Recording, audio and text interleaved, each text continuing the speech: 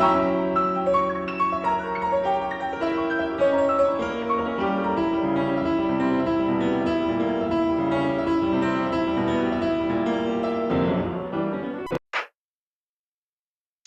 to meeting number 28 of the House of Commons Standing Committee on Government Operations and Estimates.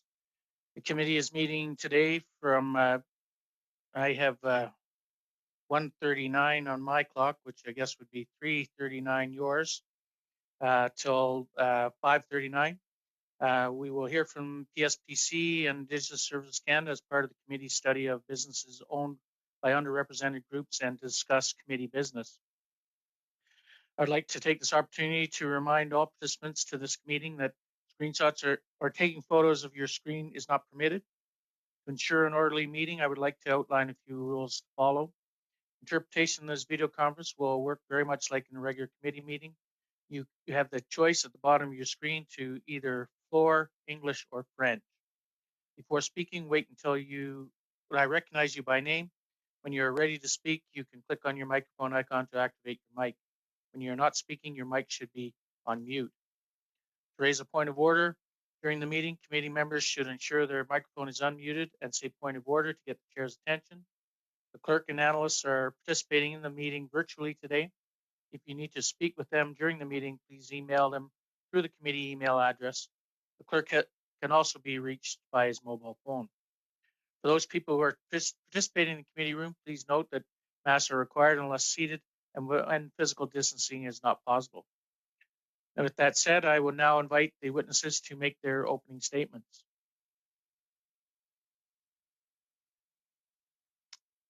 And I see they've just come on board, and thank you for coming on board. And I don't know exactly who's going to be presenting for which, but by all means, if we'll start with Indigenous Services and then go to the next group if we can.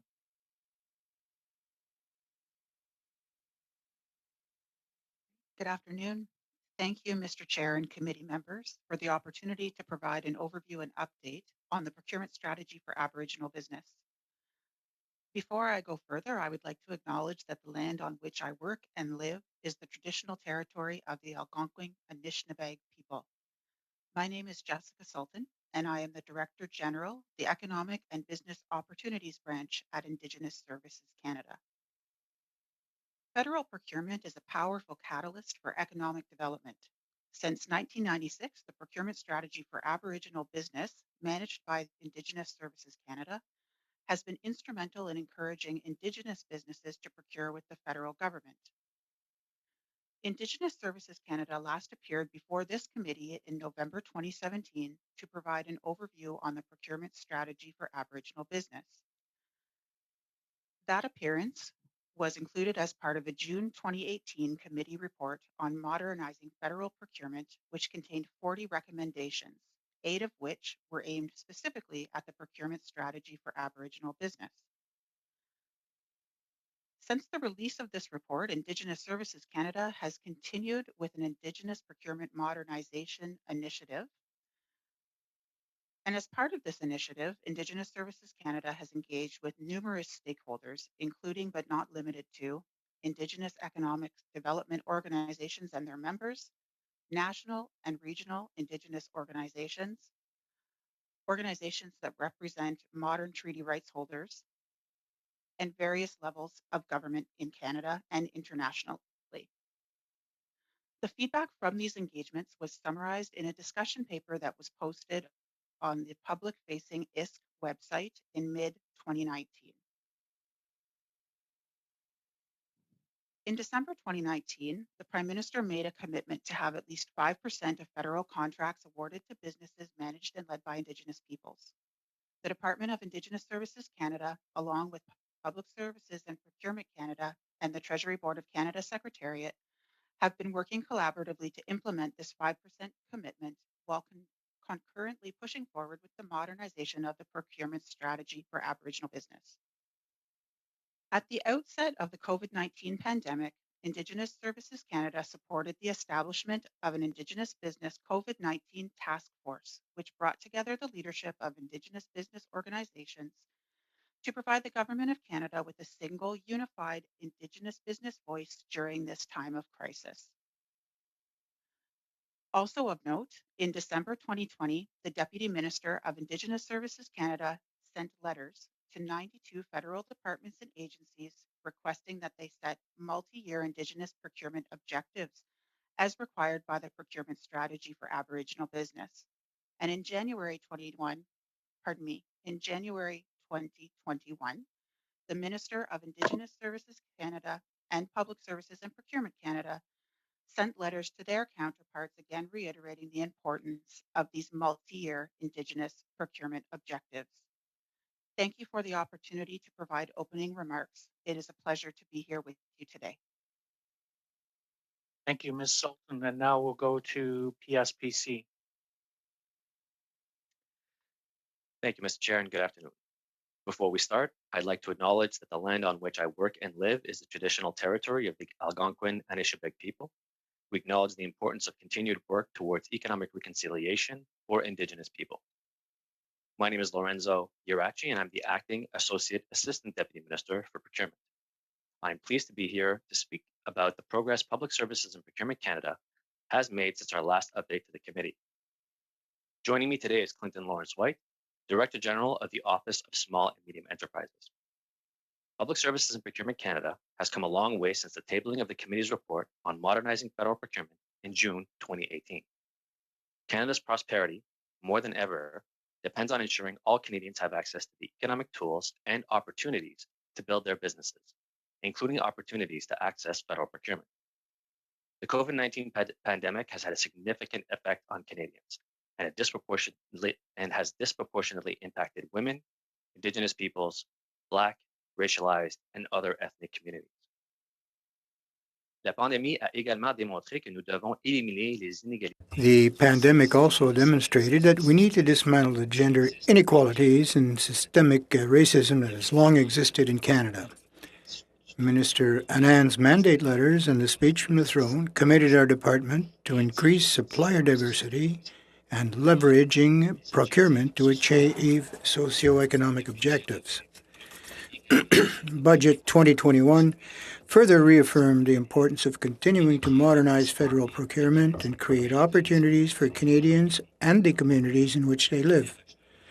As the largest purchaser in Canada, with more than $20 billion spent annually acquiring goods and services, Public Services and Procurement Canada has an important role to play in ensuring the economic recovery leaves no one behind.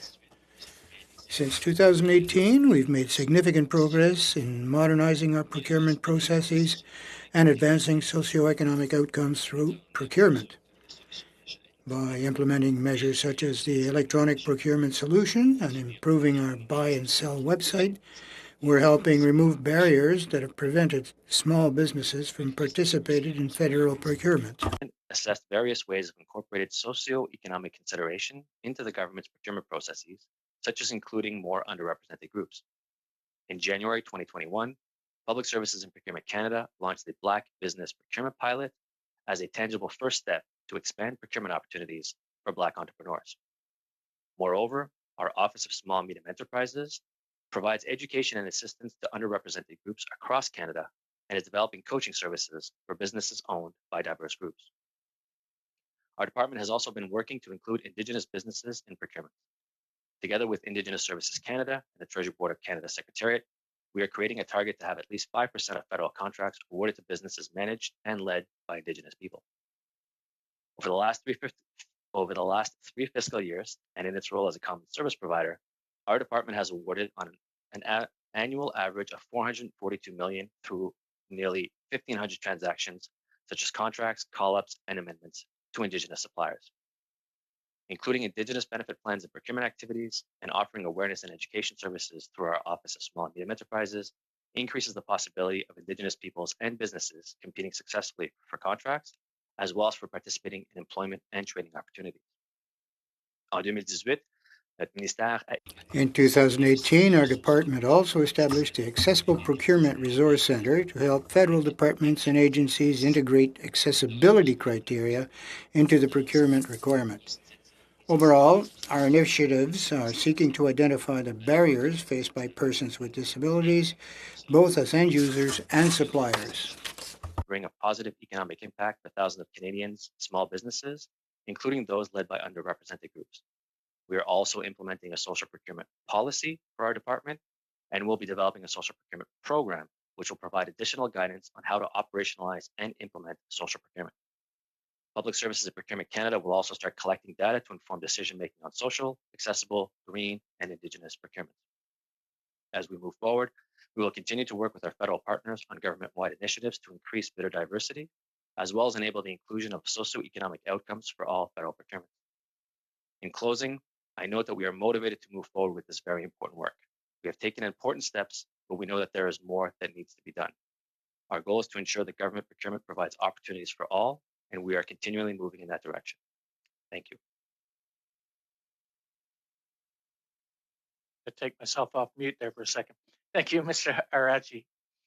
We'll now go to questions, and we'll start with 6 minutes with Mr. Paul Hughes.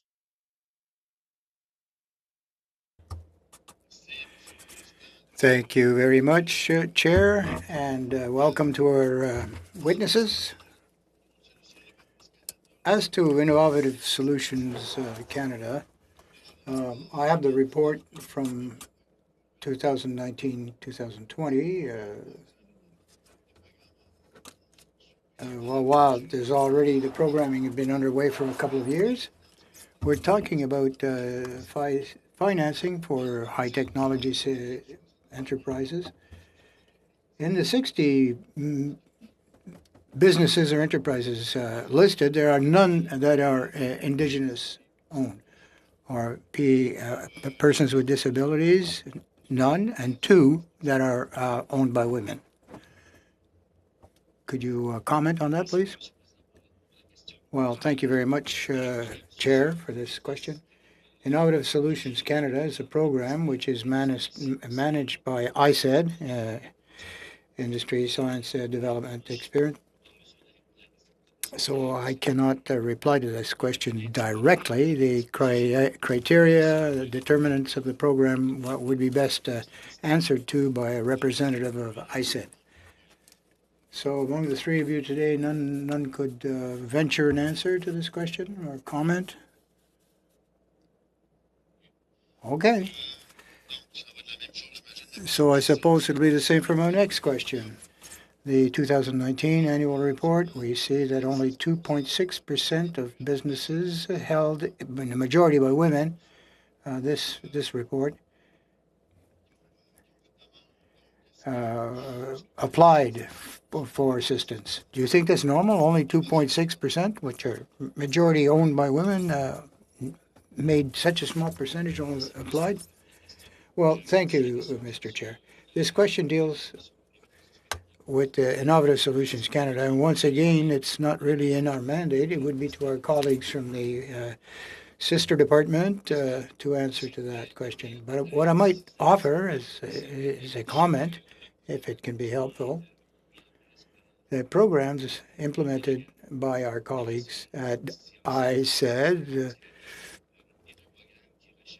is a program which is aimed at, targeted for high-tech or technological companies, to allow these companies to ensure that, well, that other types of businesses might know of this, but it would be the other department that could answer that question.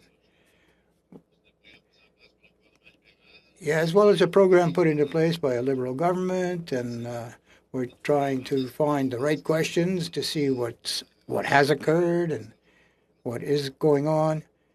I'm not blaming or criticizing you at all, sir. It's not your department. 2.6% of women who applied or obtained financing, but even at that, you couldn't give us any further information or breakdown as to why some were successful, why some were not in their request. Well, thanks again, Mr. Chair. In fact, the other department, ISED, would be best placed to answer that question. But I might add, one of the organizations that we have within our department is the Office for Small and Medium Sized Enterprises. And one of its activities is to ensure that companies consider the federal government as a potential client for their businesses. Some businesses don't even think of the government as a potential purchaser or client. So we want small and medium-sized businesses, SMEs, to consider the government as a potential client. Also, that particular office has as part of its mandate to explain and how to access these and how the programs operate. Okay, well, we're going to come back to the report of interest to this committee. 40 recommendations in the report, as you know. How many have been implemented? 5%, 10%? Thanks once again for the question. For the recommendations dealing with our department, almost all of them have resulted in us taking measures to apply them. Based on approach, first of all, to simplify the procurement process. There are two activities underway right now that might be of interest to the committee. The first, the establishment of our electronic processes. We're implementing it currently. It's underway. This will, in fact, simplify this process for registration and for finding opportunities. The second, simplification of the contracts themselves, one of the recommendations made in the report. And the comments we've received from suppliers is to try to work through and understand these contracts. The language of these contracts is quite difficult. So we're trying to, and we are, in fact, simplifying this in phases. The first phase, first of all, where to find the information and how the information is presented or staged in a step-by-step fashion, is to simplify, of course, the wording, plain and simple language. Previously, and even today, the information is rather technical, very much slanted in a legalese format. So we're taking measures to simplify the language of these procurement documentation. Thank you, sir. Arashi. We'll now go to Mr. Johari for 6 minutes. Thank you, Mr. Chair, and thank you to both our witnesses. Mr. Lorachi, it's good to see you again. Good to have you back in our committee. Let me start with Madam Sultan. The minister's mandate letter includes a target of 5% of contracts for Indigenous businesses. How you or your department is working to meet that 5% minimum for contracts for Indigenous businesses in the procurement process? How are you partnering with them? And do you have any results to share with us, what the current situation is, and or what was the previous result as a result of the work you've done, and what have we moved toward? Thank you. Thank you for the question. I would be pleased to respond on behalf of Indigenous Services Canada. I will note that it is Public Services and Procurement Canada who is in fact the lead on the 5% target, and we are working with them very closely as well as with Treasury Board of Canada Secretariat. So we're in the process right now of working through how this target will be put in place, specifically on the part of Indigenous Services Canada, in addition to our work with our two partner departments. We're undertaking significant outreach with various Indigenous organizations to ensure that we appropriately understand both the opportunities as well as potential challenges to having more participation of Indigenous businesses in federal procurement. In addition, we are undertaking extensive training and provision of knowledge internal to the Government of Canada, both in terms of the practical aspects of undertaking procurement, but also in cultural awareness to ensure that federal public servants are knowledgeable about how they can procure with Indigenous businesses. Another step that we're taking in a tangible way is we are increasing our outreach and encouragement of businesses to register on a database called the Indigenous Business Database, which is the authoritative source of Indigenous businesses listed with the federal government. And it is a place where federal procurement officers can look to find Indigenous businesses that they may be able to work with in order to fulfill a procurement requirement with an Indigenous business. Thank you. Thank you, Madam Sultan. I'm going to go to Mr. Lorecci. I understand that your department has been working with underrepresented group and SMEs. I've had the pleasure of working with you and your department a number of times in York region and in my riding of Richmond Hill when we benefited from the input from OSME. If you could, what specific actions has the department taken to reduce the barriers for the underrepresented group? And what result have you seen from these actions? Thank you. Thank you, Mr. Chair, for the question. In a moment, I'll turn it over to my colleague, Lawrence White, to speak a little bit about the Office of Small and Medium Enterprises and what they're doing to be able to support small businesses in terms of federal procurement. Mr. Chair, to answer the question more directly, there are a couple of things that we are doing and that we have been doing to be able to seek to remove barriers. And what I would note is that some of the barriers to entry in terms of procurement impact all small and medium-sized enterprises, regardless of ownership. Two of the things that I mentioned previously is one, we're implementing the electronic procurement solution. The solution which we're rolling out now is going to make it easier for companies to be able to register for federal procurements, find opportunities on the new Canada Buys website, and be able to take advantage or to participate in, federal procurement. I mentioned contract simplification, so I don't necessarily want to repeat that as well. But one of the things that we have been doing is really increasing the level of outreach and engagement with underrepresented groups to be able to raise awareness of federal procurement opportunities. And if the chair will permit, I'd like to turn it over to my colleague, Lawrence White. Thank you very much, Mr. Chair. Just apologies in advance. I have some microphone challenges, so I'll do my best to speak in a clear manner. As mentioned, I'm the Director General for the Office of Small and Medium Enterprises. One of the key elements of our mandate is to improve access for small and medium enterprises to federal procurement. We have been putting a particular focus on access for disadvantaged groups, and OSME has been working quite hard. We have a group of 6 regional offices that enable us to have active involvement in the community, providing support and outreach to these communities. Our activities are basically grouped around 3 sort of main areas in terms of how we support. First area would be awareness, where we try to make sure that we're involved in activities so that we're enabling members of these communities to understand what it is we offer. And so we do work in participate in different events to make sure that awareness of OSME and what we offer is clearly understood. We also undertake educational related activities.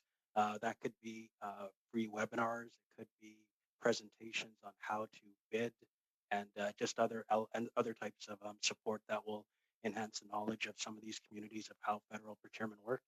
And finally, it's assistance, where we are open to folks just reaching out to our offices to have one-on-one or other support so that they can be walked through and exposed to what they need to know to be confident to participate in federal procurement. So we do work quite actively to make sure that we are enabling these communities to understand procurement and to ultimately have success in the federal procurement process.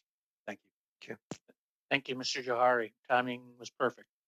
Now we'll go to Ms. Vignola for 6 minutes.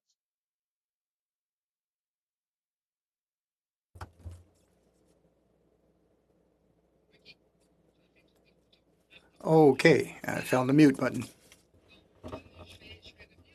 I'd like to come back to the June 2018 report that was put out by our committee for women-based enterprises, particularly PME. The small and medium-sized enterprises, SMEs, have relatively difficult access for capital nor the resources to deal with the red tape or the paper burden involved in submissions to government.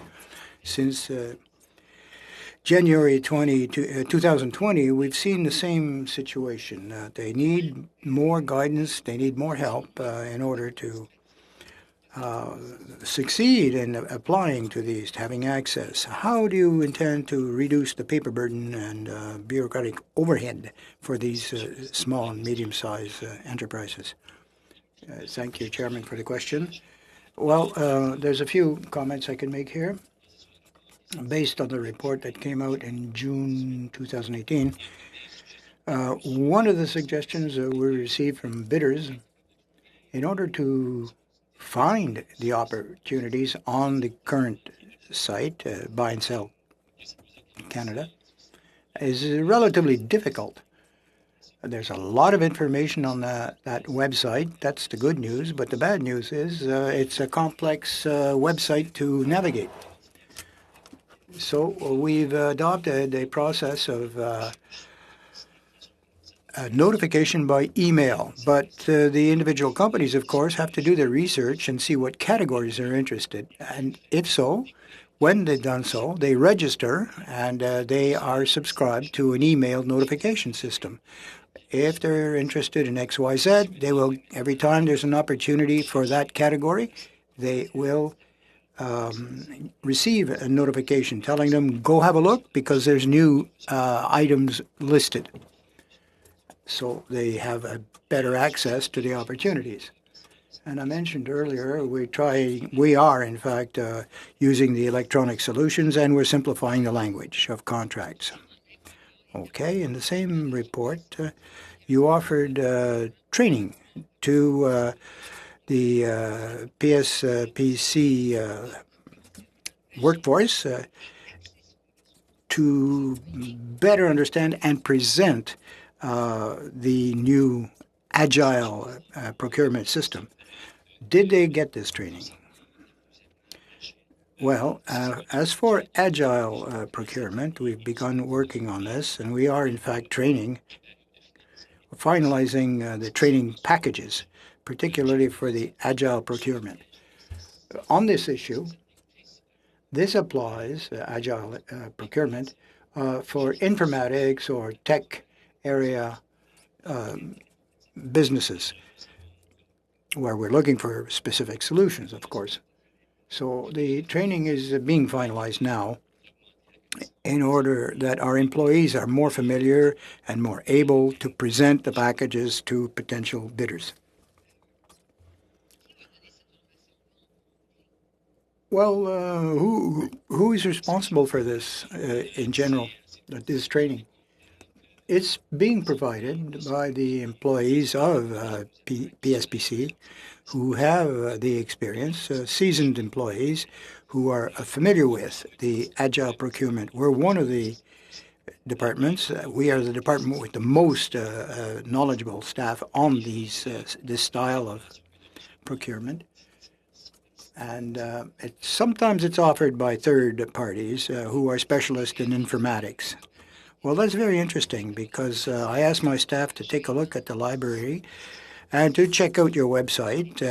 And we were one of the first to request that information, so you do have the expertise. I am aware of that now.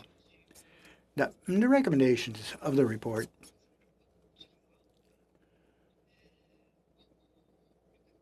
The committee recommended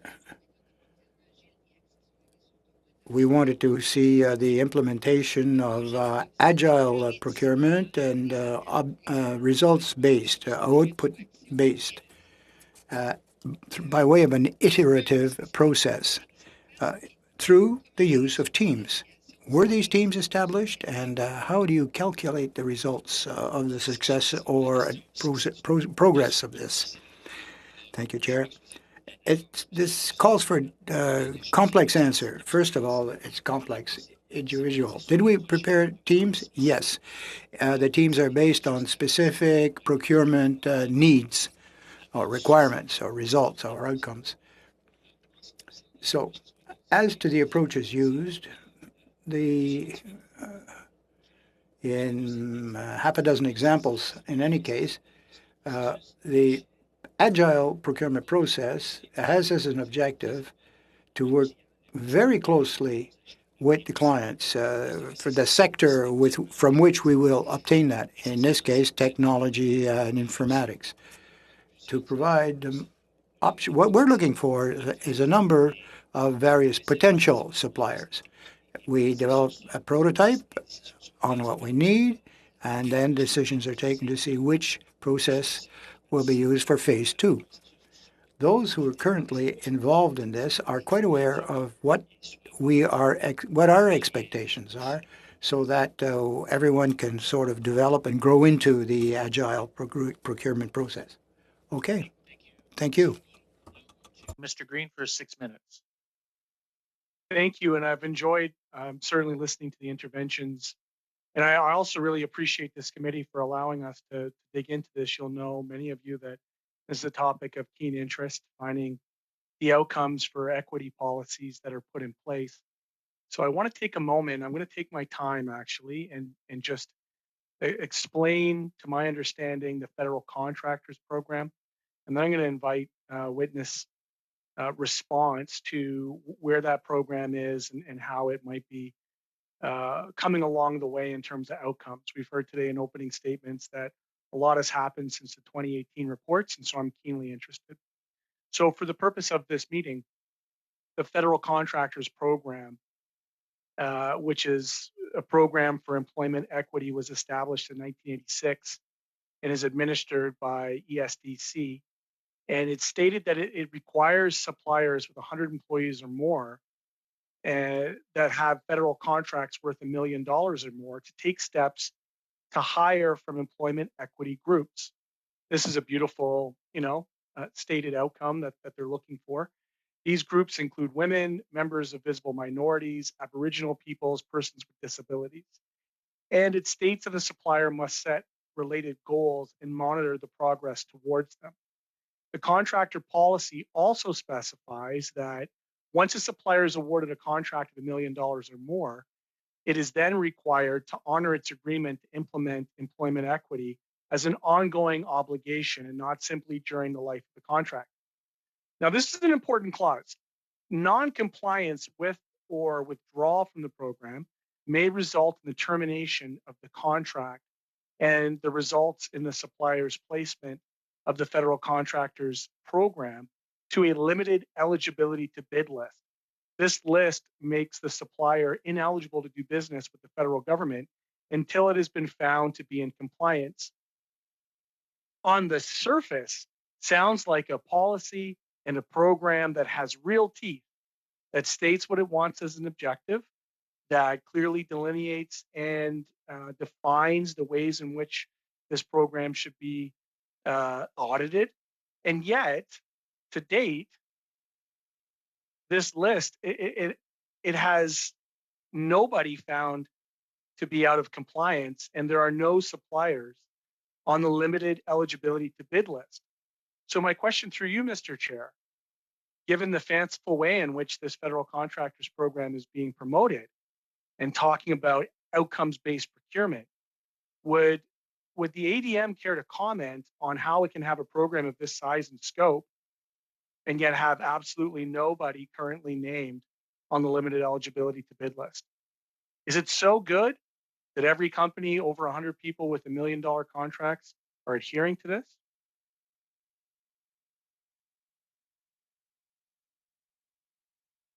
Thank you, Mr. Chair, for the question. I appreciate the context and the information that was provided, and unfortunately, I'm not sure how great the response is going to be. So the monitoring of the compliance is undertaken by Employment and Social Development Canada.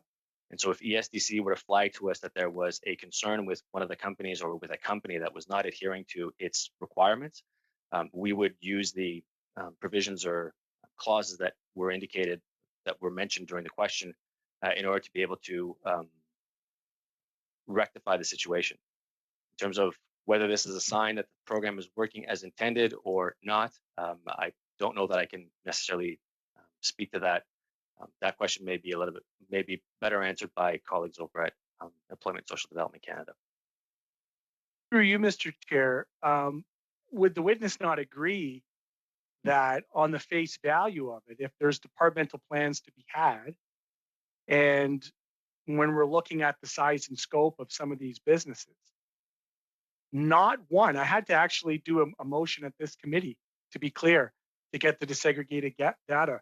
Not one is limited eligibility to bid list. And I bring this up, I raise this to you because a note is that the Pay Equity Act under the federal government would also require the Minister of Labor to administer a federal contractors program for pay equity, which is expected to extend pay equity requirements to federal contractors in a manner similar to the FCP program. So if we already know this to be, I'm going to call it a failure, quite frankly, that it sounds great on paper, it's all process and no outcomes. What do you recommend that we put in place to ensure that the stated policies that our government currently has, under which would be in your purview in terms of the procurement programs that you've outlined here today, how do we make sure that we actually get to outcomes and we don't just brandy about the language of equity without actually having a commitment to it? Thank you, Mr. Chair, for the question.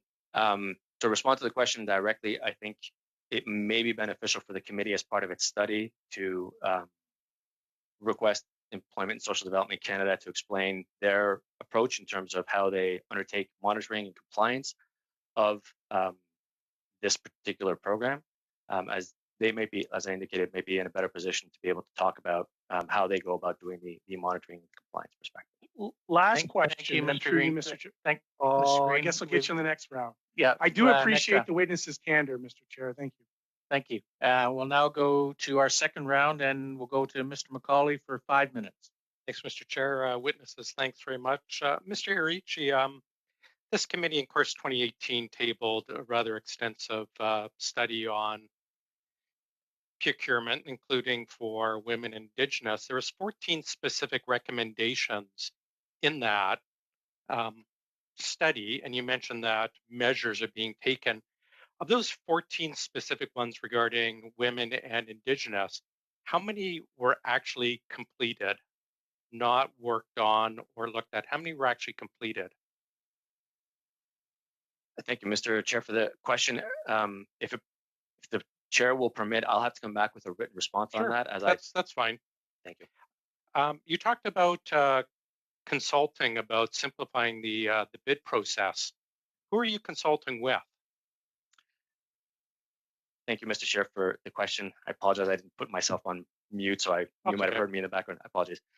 So a couple of different groups and organizations. So first is we are able to consult with a number of national organizations through a supplier advisory committee. We can provide you with the list in terms of its. Yeah, would you provide a list? Like, are we including Indigenous and underrepresented groups? So yes. Now, allow me to say that this committee is not necessarily representative of every organization. So there is the CANDO, which I will come back to in a second in terms of what that acronym stands for. It's the Economic Development Officers Organization of Canada. It's an Indigenous group. We have the Black Canadian Chamber of Commerce. Yeah. We have Women Entrepreneur Business Canada, or WEBE Canada, and a number of other organizations where we consult with them. Maybe you can just provide us with the list. I have to ask you, I'm a bit at odds of why 3 years later this committee has to bring this study back to the table. Was 3 years not enough to enact the recommendations brought forward by the committee in 2018? Thank you, Mr. Chair, for the question. So I think that there has been progress that has been made, but some of the outcomes that we're trying to achieve are fairly significant outcomes in terms of increasing the participation of underrepresented groups. Yeah. Well, I'm going to ask further on that because we've heard often today we want to get to the goal of 5%. And it was mentioned in your departmental or Indigenous Services departmental plan, creating a new target of at least 5%. Has that target not been the target for many years now, the 5%? Or is this a brand new target? I seem to recall this was a target earlier. Thank you, Mr. Chair, for the question. So I can't speak to whether there was a target earlier. The first time I became aware of 5% as a target was in the mandate letter that was provided to the Minister Anand, or the Minister of Public Services and Procurement, in December of 2019. Okay. A question for you as well as Ms. Sultan. Of course, Peter Drucker is famous for, comment, if you can't measure it, you can't improve it. I'm looking at both departmental plans. Neither one of them actually mentions specific goals of achieving this. It's all to be decided, to be decided. And your departmental results are PSPC for the last one that came out. Same thing, to be decided, goals to be set for March 31st, 2020, which of course has now passed by a year. Why are we not actually putting in goals for such an important thing in our departmental plans? Thank you, Mr. Chair, for the question. So a couple of things on the departmental results report that was most recently issued. There is indicators in terms of increasing the participation of Indigenous businesses, as well as a separate indicator in terms of increasing the participation of women-owned businesses. No, I'm looking. Apologies. I'm looking at departmental results. Target to be decided, 2018, not applicable, 2018, not applicable, 2019, not applicable, 2020, not applicable. Departmental plans to be decided by next year, or date to be achieved by next year, but a goal to be decided. Results, not applicable, not applicable, not applicable. So we haven't set any goals to actually hold the department accountable for. And yet we pretend to actually want to deliver outcomes for Indigenous or underrepresented or women, but then the department doesn't actually set any goals for itself. And thus we end up like we are with our 2018 study of, well, we're working hard on it, but we don't have any outcomes to show any results. Thank you, Mr. Chair, for the question. So the departmental report, in terms of the indicators for women-owned businesses and Indigenous businesses, the notes underneath indicate the fact that we're looking to be able to establish a baseline, including. Thank you, Mr. McCauley. Thank you. We'll now go to Mr. Weiler for 5 minutes. Thank you, Mr. Chair. And I'd also like to thank the witnesses for joining today for a really interesting study that we're doing. Also quite enjoyed the interventions to date here. My first question is for the witness from Indigenous Services Canada. In your opening, you mentioned that ISC is funding studies to identify Indigenous capacity in specific regions and or commodities. I was hoping you could elaborate on the work that's being done there, and if there are particular gaps that ISC has identified that it's seeking to fill to ensure that we have more robust Indigenous engagement in procurement. Yes, thank you for the question. One example that I would point to as a tangible undertaking and outcome has been the work that Indigenous Services Canada has done with CANDO during the COVID-19 pandemic. So what was undertaken is there was a task force that was led to identify where Indigenous businesses could meet the demand for personal protective equipment, for example, as a response to the pandemic, and to ensure that that capacity was well leveraged with the federal government's buying power in response to the need for PPE. In addition, that study was able to identify where there were potentially gaps in what Indigenous businesses could provide, which was very useful in order to be able to target certain parts of the market and ensure that we were leveraging Indigenous procurement as much as possible. There are a number of other studies. I could point also to a recent study that was undertaken by the Canadian Council for Aboriginal Business, which again outlines essentially where capacity exists and where there may be capacity gaps, which allows Indigenous Services Canada to then target our outreach and capacity building with those suppliers. Thank you for that. So my next question is, you also mentioned in your opening that in fall 2019, ISC launched the new Indigenous Business Directory. Could you speak a little bit more to what the benefits that Indigenous-owned businesses get by being on this list? I would be happy to. Thank you. So first and foremost, the list is a database that is known within the federal government and is used as a reliable source of information by federal procurement officers. So it would be therefore advantageous for a business to be registered on that database because it would raise awareness of that business and be an easier conduit by which federal procurement officers could reach that business in order to award a contract. In addition, it also would registration through the Indigenous Business Database is also supported by education components from ISC personnel working with the businesses in order to ensure that that business could best understand the federal procurement process and the means by which it can be most effectively navigated. Thanks for that. And this as a follow-up, and maybe this is also a question for PSBC, but are your departments proactively looking at the goods and services that are offered by Indigenous-owned businesses that are not on this list, or is it more kind of a reactive to when there is kind of a call for proposal or tenders put out for specific goods and services that the government's looking for? Thank you for the question. I'd like to start off the answer and then welcome my colleague, Mr. Irachi, to add should he wish. The Indigenous Business Database, let me back up.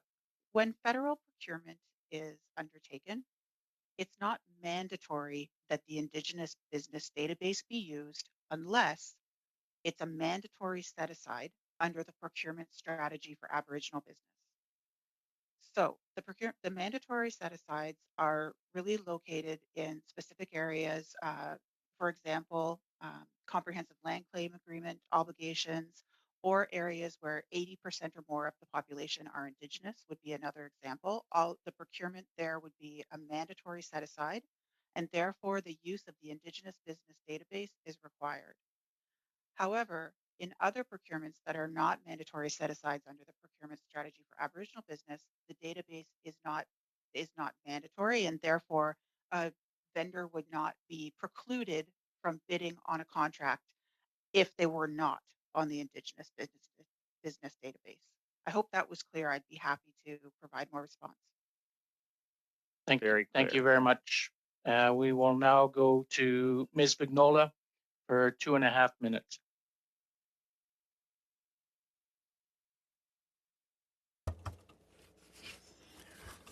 Thank you very much. Earlier, Mr. McCauley spoke of the importance of, well, he quoted Drucker saying, if you can't measure it, you can't evaluate it. So within 15 years, we're supposed to have plans in place in schools and other centers to offer measurement tools so that we can get at the outputs or results. How do you plan to improve the capture, analysis, and use of this information and how to improve it? Because there seems to be some shortfalls yet. What are the technical gaps here that must be filled, and how do you go about it? Mr. Yachi. Yes, thank you, Mr. Chairman. I'm sorry for the delay there.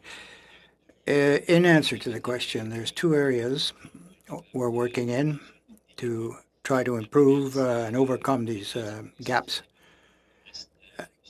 Data capture, of course, is very, very important. We're having quite a bit of difficulty in finding the participation by groups and how many contracts are being offered to enterprises which are largely held by underrepresented groups. So there's two areas we're working in. First, based on the report that came out in June 2018 and the work that we followed up through the recommendations. We do not have a policy in place to authorize the collection of this data of which companies we would be doing business with. We're finalizing a policy which will provide us with that authority. Secondly, we do need to put in place a system to capture that data and analyze it.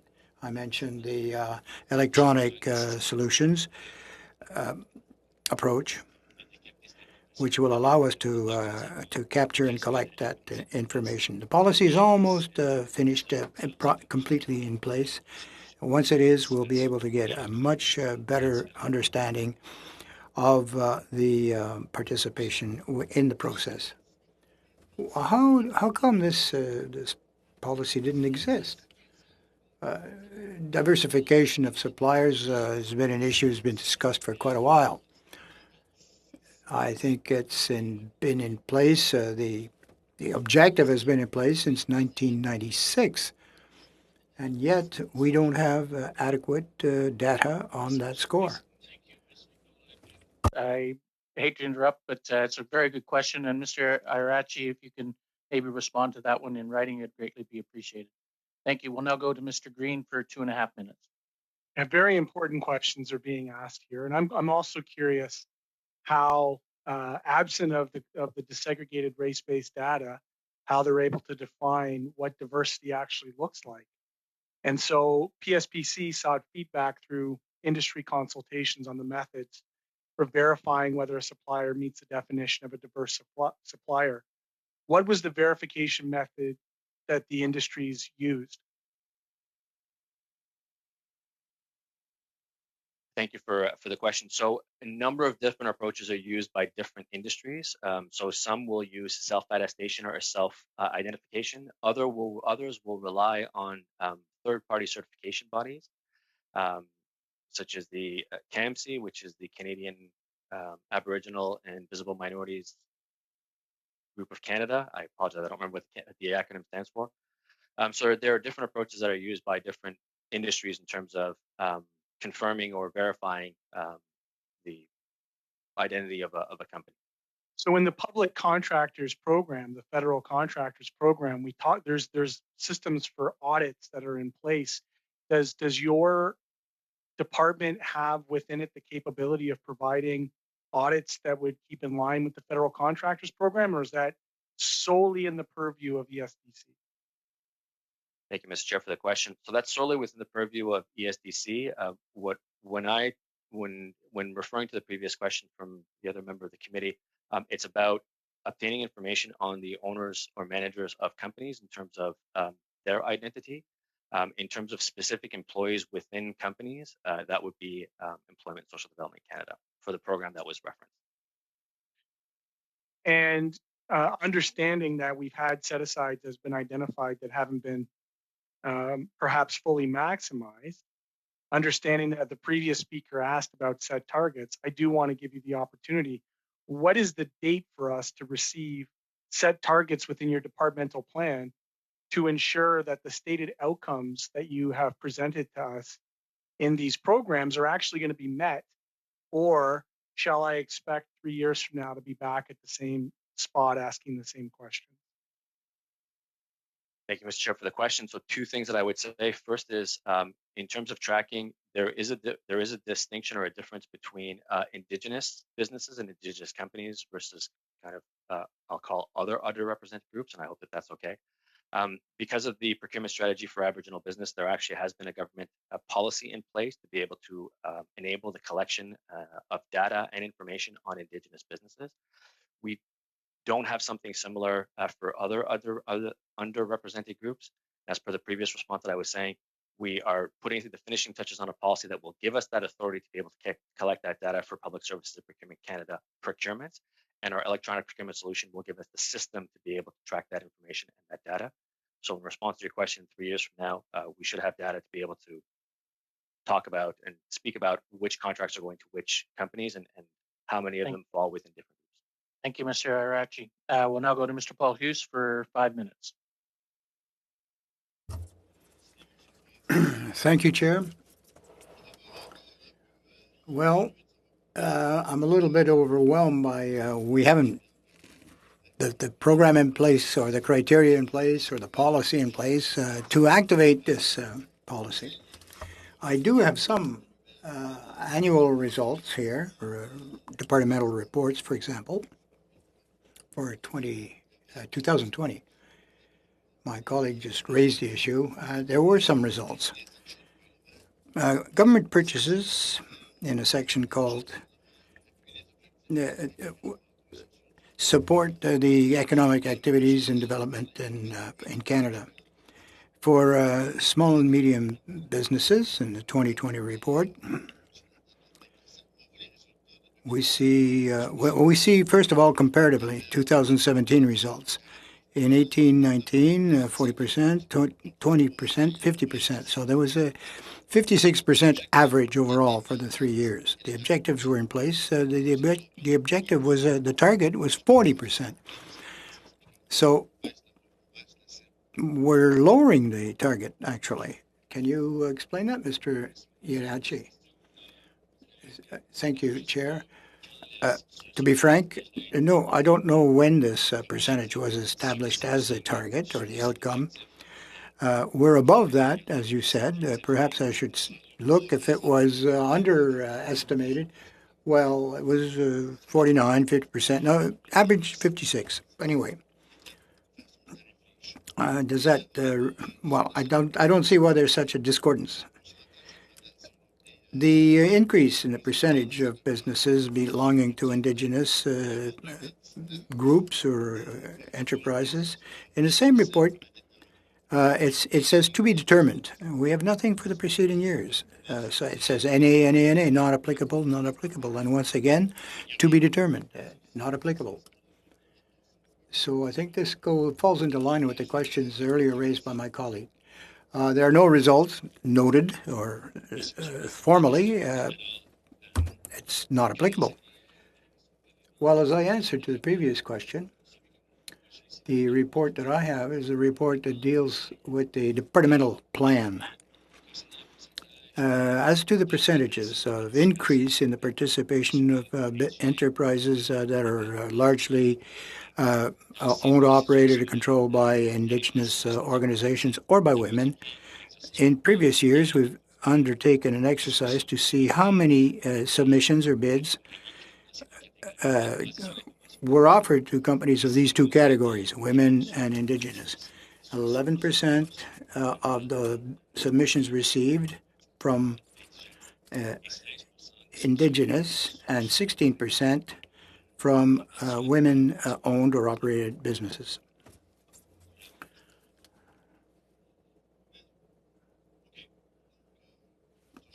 Okay.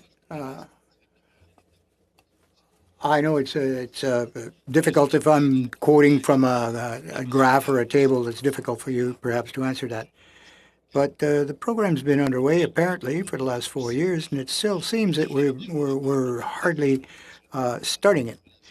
The recommendation 7 in the 2018 report calls for engagement with these organizations. So what kind of progress have you done on that score?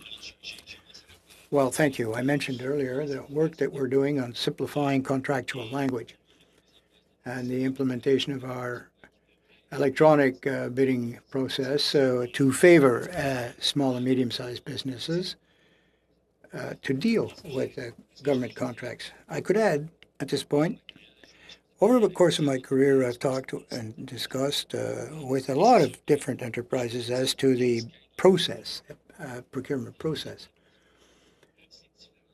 And it's very difficult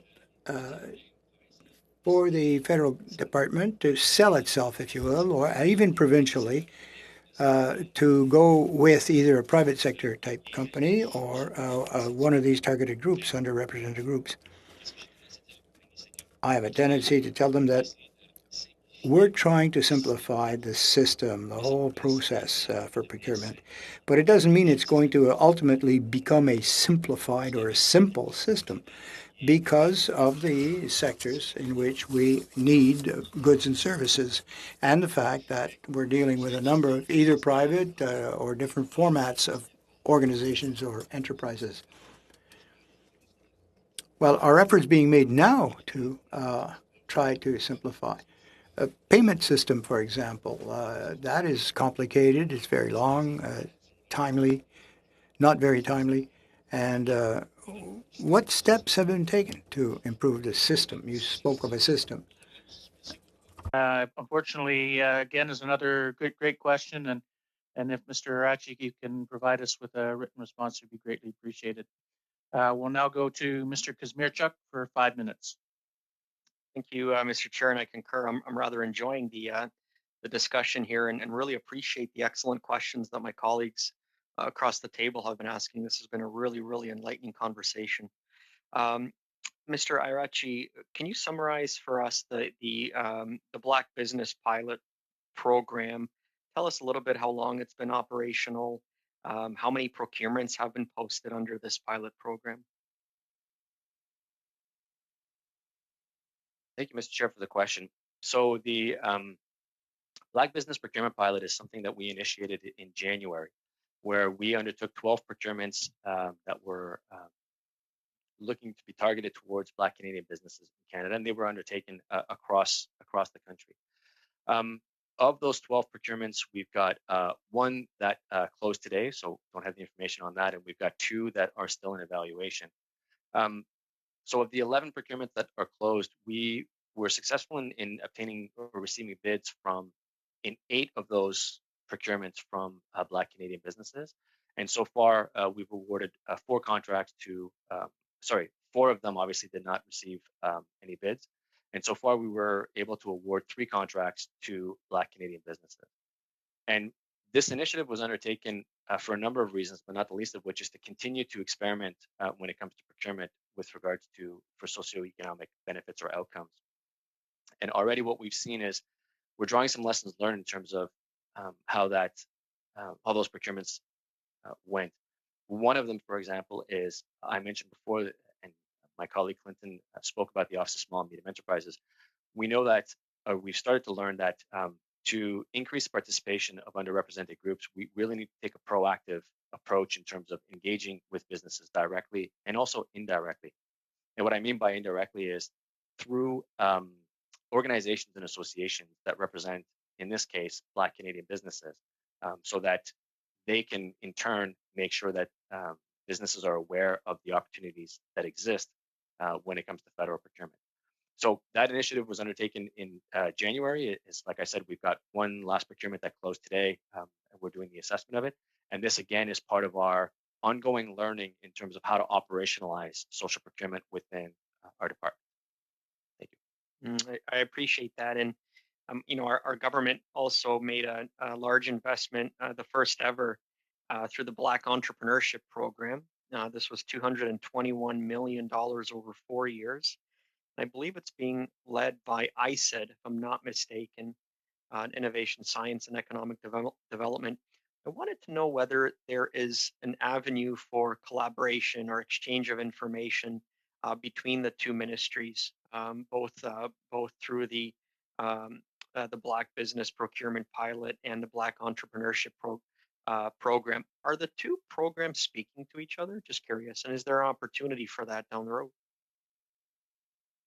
Thank you, Mr. Chair, for the question. So yes, the 2 programs are speaking with each other. And in fact, I mentioned the Office of Small and Medium Enterprise, and I probably should turn to Clinton and give him the opportunity to respond. But one of the things that we're doing is as we reach out to underrepresented groups, and in this case, Black Canadian businesses, we not only want to make sure that they're aware of the of federal government as a potential buyer for their goods or services, but also of the programs that exist within the government of Canada that they may be able to benefit from. And you mentioned the Black Entrepreneur Strategy from ISED. There are also other activities from other departments and agencies, Business Development Bank of Canada and others. And so one of the things that we try to do within the Office of Small and Medium Enterprises is to provide as much information to suppliers without obviously overwhelming them, so that they're aware of the various programs and initiatives that exist in the government of Canada so that they may be able to benefit from those. Because I imagine, especially with some of the early stage companies that haven't quite yet scaled, they might also benefit from the wraparound support, early stage support as well too, coupled with the opportunities to bid on procurement. So I'm heartened to hear that the 2 ministries are speaking to each other. I know I've got 30 seconds left, so I just wanted to ask you a follow-up question. We also, through the Black Entrepreneurship Program, we also invested, I think it was $5 million into a a knowledge hub to gather data and information and research on Black entrepreneurship. Is that something that PSPC could also contribute to and share data with in order to get a more fulsome understanding of Black entrepreneurship and procurement opportunities?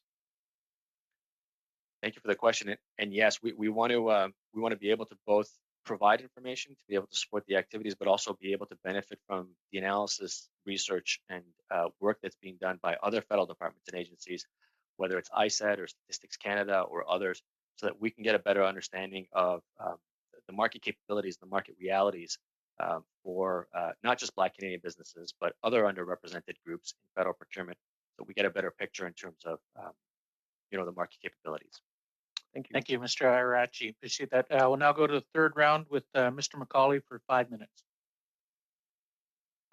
Great, thanks. Mr. Irachi, you mentioned the pilot project 3 you weren't able to get quotes from Black-owned businesses. What were those contracts for? Were they large, small?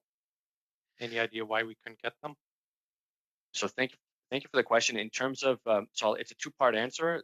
First one is in terms of whether they were large or small. Because these were pilot projects, we undertook procurements that would be under the CETA, our trade agreement with the European Union. So it was $238,000 or less. In terms of why we did not obtain bids for those specific procurements, we're going to be consulting with industry associations and organizations to try to get a better understanding, so that we're not guessing as to why it is, so that we can try to understand better why it is that we didn't receive it. Who in PSPC is going to be in charge or hopefully accountable to achieve the 5% and also to achieve the goals for women-led businesses?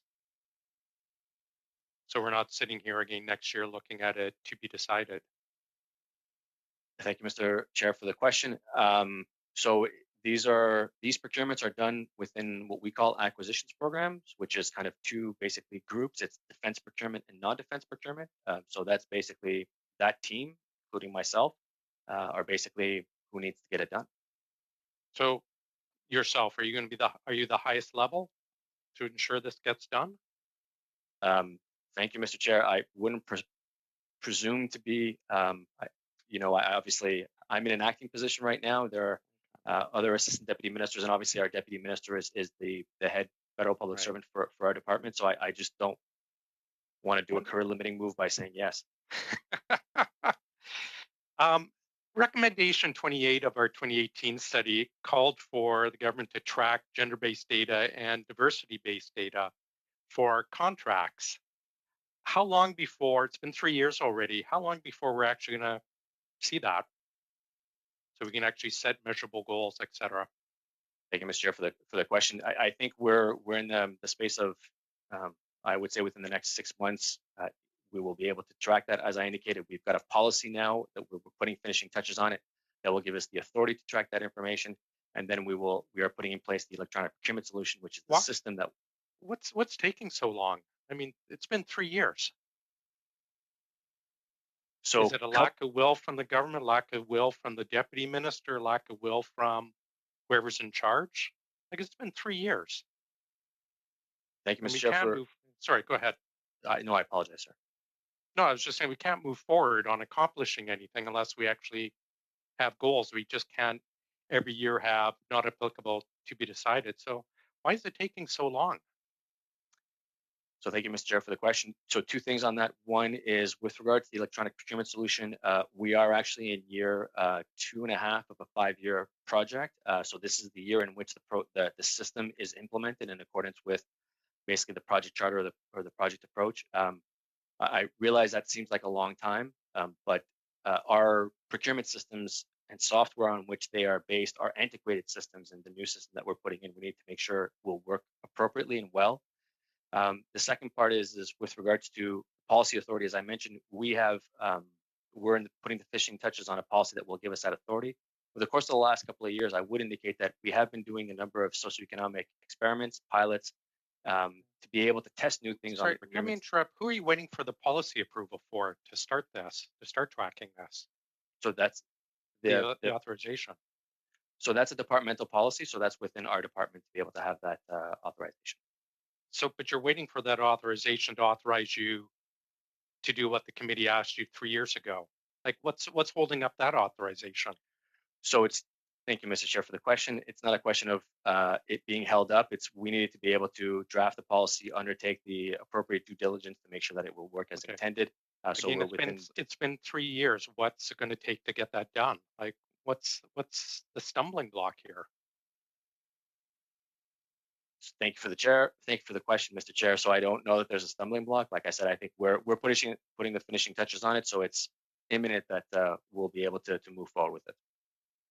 Mr. Chair, how much time do I have? You have 15 seconds. I'll just briefly for our friend from OSME here, I just want to give a shout out. Your department, especially the Edmonton-based group, is phenomenal. Thank you, Mr. McCauley. We will now go to Mr. Drouin for 5 minutes. Thank you, Mr. Chair. And I want to thank the witnesses who are before this committee. I know, Mr. Irachi, you were before our 2018 study, if I recall, or 2017 maybe, but you were, I think you appeared as a witness just under a different hat. Mr. McCauley raised the point with regards to just developing the policy for collecting data, and my goal is not to pounce on you. I'm just trying to understand some of the challenges that you've faced, because obviously perhaps for some of us it may seem simple, but can you talk to us about some of the challenges of developing a policy? You have to, and on top of that, how are you dealing with? I think about regulations and what comes into play, and trying to reduce regulations on businesses as well. So how are you going to marry these two together? Thank you, Mr. Chair, for the question. So a couple of things that I would say on that. The first one with regards to development of the policy. So the policy is the instrument that will permit us as PSPC, when we undertake procurements on our own behalf, like for our department, when we buy goods or services, or when we're buying on behalf of other federal departments and agencies, as I indicated, to be able to advance on socioeconomic procurement, as well as be able to collect the information from the data. Few things that we've had to look at and be careful and obviously be mindful of. We are going to be asking companies, particularly the owners, more specifically the owners or operators of businesses, to provide to us personal information, which relates to things like race, ethnicity, potentially sexual orientation, gender. So obviously we need to make sure that we collect that data, for operational purposes, and that the collection of that data is done in a way that adheres to the obligations that we have under the Privacy Act, that won't run afoul of the Privacy Commissioner. So this is just one of the elements that we've had to, look at and work through as we look to be able to move forward on procurement, socioeconomic procurement. Okay, thank you. And I know that in the last study as well, we had a group that was in front of our committee with regards to certifying women-owned businesses. Are you looking at sort of the same strategy to determine that women-owned businesses are truly owned by women or by underrepresented groups? Thank you, Mr. Chair, for the question. So that is something that we need to look at, and I would say that there's not unanimous views in terms of how we should go about doing these things, and a few things here. So first, as I mentioned, the policy is what will give us authority to be able to do social procurement and to collect data. The second thing that we need to do is we need to develop a program which is actually going to operationalize social procurement, because procurement officers, of course, are going to have a lot of questions in terms of when they should apply social procurement, for what commodities, is it for all or none, which socioeconomic groups do they focus on, so on and so forth. To answer your question a little bit more directly, there are numerous groups and organizations that provide various services, including, for example, definitions, certifications, and providing access to databases. We're looking at that as part of the development of the procurement. I think that on the Indigenous side, we've been told quite clearly, and I think we agree with it, that defining an Indigenous business or company and having databases in terms of which companies are certified to be Indigenous, that really should be something that should rest with Indigenous groups and organizations. And I think by and large, that's the same thing in terms of other groups or organizations. I don't know that we would necessarily want procurement officers to make determinations as to, the legitimacy of an underrepresented group or underrepresented company. So these are some of the things that we're going to be exploring as we go forward to develop a program to implement this. And as part of that, we really want to make sure that we want to benefit from the views of organizations and associations in the underrepresented communities to inform our way forward. Great. Thank you. And I think I probably just have 30 seconds. And in terms of, are you or through OSME going to identify areas where perhaps in one underrepresented group there needs to be capacity building and it can be just a matter of informing underrepresented groups that, hey, here's what we buy or here's what we need services with. Are you aware of this? Thank you, Mr. Chair. I'll actually turn to my colleague Clinton to give him the opportunity to speak a little bit about the Office of Small and Medium Enterprises and what they're doing. Thank you. Thank you very much, Mr. Chair, for the question, and fully agree that engagement with some of these disadvantaged groups is critically important. We actually saw during the Black pilots that were recently referenced that engagements and conversations around what OSME has to offer and how to understand procurement, it's critically important. One of the things that we're certainly doing is through our regional offices, and thanks again, I acknowledge the shout out from um, um, Member of Parliament Colley. Our teams in the regions are actively engaged to work with communities to make sure that their individuals are fully aware. Just as an example, we had an event in Ottawa over April 14th and 15th. It was called Small Business Info Expo. We actually collaborated with ISED. They actually had some of their programming available, as well as some private Point sector. d'ordre, Monsieur le Président. Je veux pas, Sorry, and thank you. I was wondering, Mr.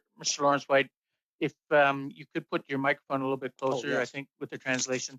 And I apologize. I was hoping we wasn't seeing any. I was looking around to see if there was any issues, but we do have to carry on. So I do appreciate it. But next time, if you get a chance to answer, make sure that you have that in front. It's greatly appreciated. Thank you. We'll now go to Ms. Vignola, and you have 2.5 minutes. Thank you, Mr. Chairman. Mr. Yachi, generally the contracts, if they are in fact managed or owned by indigenous sources, what type of contracts are they? Are they goods? Are they services? What's going on there? Well, it's very difficult to give you a specific answer as to the indigenous owned companies. They operate in any number of fields, informatics, various types of goods and services. Same is true to women-owned groups. We know through the various studies undertaken by a number of universities that these women-owned businesses operate in every field. As for indigenous companies, a lot of these contracts were won by groups of First Nations, but there are over 50,000 indigenous operated businesses in Canada, and they are to be found in relatively all sectors as well. All right. COVID-19 was particularly tough on Indigenous communities and underrepresented groups. What measures did Indigenous Services Canada take to try to involve these, engage them more fully? The information we base ourselves on is usually Statistic Canada, and if I am correct, it would be ISED as well, what used to be called Industry Canada in any case. As to what we're trying to accomplish here, I spoke of a number of the pilot projects for the Black-owned businesses, contracts which were some of the projects were specifically dealing with COVID-19 materials, services, or goods, particularly PPE, for example. This was Indigenous companies. We received a number of submissions, and we were able to grant and fulfill several Indigenous-owned. And as I said, women operate in every field as well. Now that we are close to having a fully complete policy and our electronic procurement is in place, it'll help. Thank you very much, Madame Vignola. Your time's up. For 2.5 minutes. Thank you. I just want to reference again some of the failures in which other programs have been able to identify exactly what is diverse, how they're able to audit, who is actually doing that. And I'll reference Social Development Canada's failed rollout for local small Black-led organizations, many of whom, including some that are here in Hamilton Center, were not defined as being quote unquote Black enough for this. And so I guess my concerns through you, Mr. Chair, is that with the potential for a $100 billion COVID recovery plan, what can the Assistant Deputy Minister provide the committee today by way of an assurance that there's actually going to be programs beyond the initiatives such as consultations and pilot projects to ensure that out of the $100 billion COVID recovery, equity-seeking groups are adequately accounted for and included into this economic recovery plan? Thank you, Mr. Chair, for the question. So obviously, I can't speak on behalf of other federal departments and agencies in terms of their rollout of their programs and their activities. From a procurement perspective, as I indicated, in addition to the policy that we're putting in place, and in addition to the electronic procurement solution that we're putting in place, we're going to be developing a program to be able to operationalize these activities so that we can identify and ensure that when it comes to procurement, we have underrepresented groups that are not only going to be participating, but the goal is to be able to ensure that they're winning contracts when it comes to federal procurement. I mentioned the Black Canadian procurement pilots. We also undertook 2 years of socioeconomic experimentation where we sought to diversify our supplier base through a number of procurement activities. So these are some of the things that we're doing to be able to see what will work. And the last point that I would make is with regards to questions about whether companies are sufficient, are appropriate for whatever category or group we might be looking for in terms of a procurement. That's also the reason why we want to speak with external organizations in terms of their approaches for both defining, certifying, and establishing databases, so that we're not asking procurement officers to make those decisions. Thank you. Thank you, Mr. Green. And we'll now go to Mr. McCauley for 5 minutes. Great. Mr. Recchi, who's determining what we are talking about today as underrepresented? And we have Indigenous women, we talked about the Black pilot, but the broader scope, how are we determining what group is underrepresented or underrepresented? And how is our policy going forward looking at that? So thank you, Mr. Chair, for the question. So right now, underrepresented groups is intentionally a very broad category. I would differentiate between two groups out of respect. So one is Indigenous, and because of the nation-to-nation relationship that we have with them, and then other is kind of what I will hopefully not get myself in trouble for, but other underrepresented groups, and those would include numerous groups. So it's not just Black Canadian businesses, other visible minorities, those with accessibility challenges, women, LGBTQ2 plus community, and so on. The policy. Are we going to be setting like specific goals for the general underrepresented?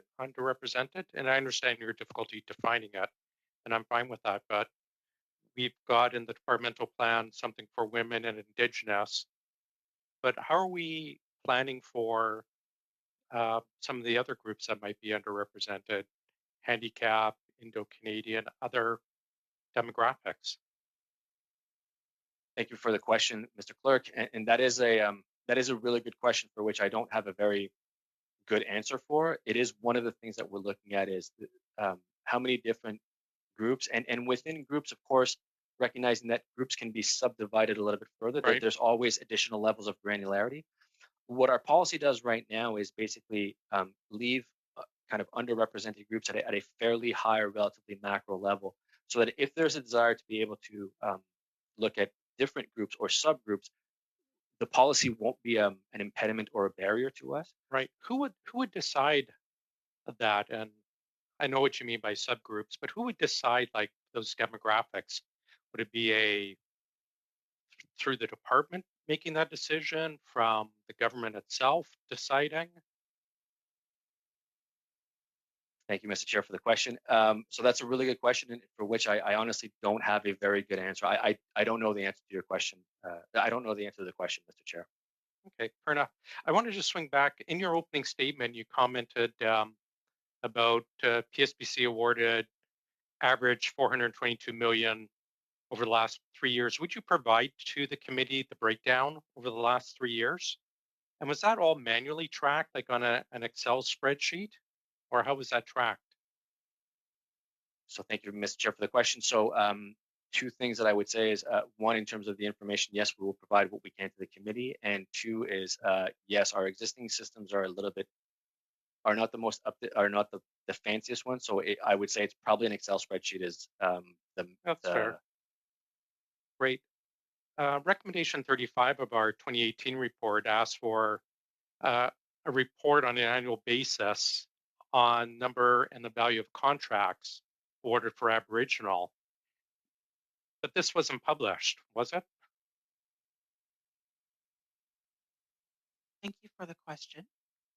The report is in the final stages of being sent through approvals for being published. There is a time lag in the creation of the reports due to 3 years? in some cases, yes, there can actually be a very significant challenge in getting the data out for the reasons that Mr. Irachi had outlined with regards to the systems available to us. So when you publish information to the committee, all of it will be brand new information. It's not 2018 we had this 2 years ago. It's all been held up 3 years till it's getting published shortly. The reason what I'm getting at, the recommendation says publish annually, but the government hasn't published it annually. I understand it's difficult getting that information, but what you're saying is 3 years ago we asked to publish annually. The departments are just getting around to publishing it now, hopefully. Thank you for the question. I certainly would not say that it's for any lack of desire for wanting to be able to share the information. It is a challenge with the systems being as they are, as well as the fact that there is not one system that is universal across all of the federal departments, and therefore it can be very difficult to compare apples to apples, if you will, and have the appropriate information to be able to share data that is correct, accurate, and complete. Okay, Mr. Chair? You have 10 seconds. Oh, well, thanks to our witnesses today. Thank you. We'll now go to Mr. Johari for 5 minutes, and this will be our last questioner. Thank you, Mr. Chair, and once again, thank you to all the witnesses. Mr. Irachi, what measures does PSC have to support entrepreneurs and business owners with disabilities? Do we have set aside for these visible minority group as well? And if it is, can you share with us what those are? Thank you, Mr. Chair, for the question. So in terms of support that we provide to various underrepresented groups, including those with accessibility challenges, I'll turn to my colleague Clinton in just a second to talk about some of the things that we're doing. We are undertaking a number of activities, as I mentioned before, to be able to increase the participation of those with underrepresented groups. I will just mention briefly the Accessibility Procurement Resource Center, which is a center that we've established within our department to be able to assist procurement officers in terms of increasing the accessibility of procurement in kind of two areas. The first one is both for those who are using our systems, as well as those who want to sell goods and services to the government of Canada. And also, increasingly, we are moving towards buying commodities where accessibility has been included by default in terms of the considerations for buying of those commodities. But perhaps, with the permission of the chair, I'll turn to Clinton to speak a little bit about what we're doing in these areas. Thank you very much, Mr. Chair. As noted, with OSME's outreach, we do engage with businesses, and we do have capacity to work with businesses that require access. So that is something that we do provide. Our British Columbia regional office has been a bit of a leader within OSME in terms of being able to have the capacity to provide those supports. So we either are able to get the support directly to the businesses in need in terms of helping them understand procurement, and if we need to go across to other regions to get additional assistance, we will make use of that as well. But at the end of the day, we want to make sure that we're able to provide the support that business needs in terms of their requirements. Thank you. Let's go back to the set aside. Is there any target or is any measure that's been put aside from the indigenous, which we talked about, which is about 5%, in other areas that we need to consider, such as woman entrepreneur, Black entrepreneur, as well as visible minorities or individuals with disabilities? Thank you, Mr. Chair, for the question. No, there are no specific targets for any of the underrepresented groups from a federal procurement perspective, at least not that I'm aware of. How would we measure then the progress that we want to make? What do we use as a base to be able to measure our progress? Thank you, Mr. Chair, for the question. So right now, because of some of the challenges that I spoke about before, we're unable to measure both participation and contracts awarded for various underrepresented groups. As we move forward, we will be able to, through both the policy and the electronic procurement solution, be able to obtain data that will give us information in terms of baseline of what's the participation, meaning how many companies from underrepresented groups are looking at opportunities, downloading opportunities, submitting proposals, and then ultimately winning contracts. And those should give us baselines in terms of how we're doing right now. And then we will be able to see kind of which areas we really need to focus on in terms of diversifying our supplier base. Thank you. Is there other benchmarks that we could use? I understand you're going to go through the process and establish the base, but is there benchmarks that we could use? For example, our neighbor down south, can we use some of their measures as a benchmark for us to be able to set targets? Thank you for the question. So I think there are a number of other potential benchmarks that we could look at. We could look to the United States. The other approach that's been suggested by some of the underrepresented groups that I've had the honor of speaking with are things like demographics and population. So depending on the percentage of the population that a group makes up, that could be a potential target for federal procurement. There are pros and cons in terms of exploring those options. And so I think that'll be something that we'll be considering as we move forward. Thank you. And that brings me to the end of my time. Thank you very much, Mr. Hari. And that brings us to the end of the questions. And we had some fantastic questions today and lots of them. So appreciate that. I appreciate Mr. Irachi. Some of the ones that where you've indicated you might provide the answer in writing to the committee, that you would send that to the clerk so that he can distribute that to the committee members. That'd be greatly appreciated. With that said, I would like to thank Ms. Sultan and Mr. Lawrence White, as well as Mr. Irachi, for being our witnesses today. Is greatly appreciated. And with that said, that now brings us to the end of our public portion of the meeting. When I suspend the meeting, what will happen is the technical staff will end this part of the meeting. And that means that every member cannot remain into this meeting. You'll have to log off and then come back in with the new code that was given to you and sent to you by the clerk. And with that said, I will now suspend the meeting.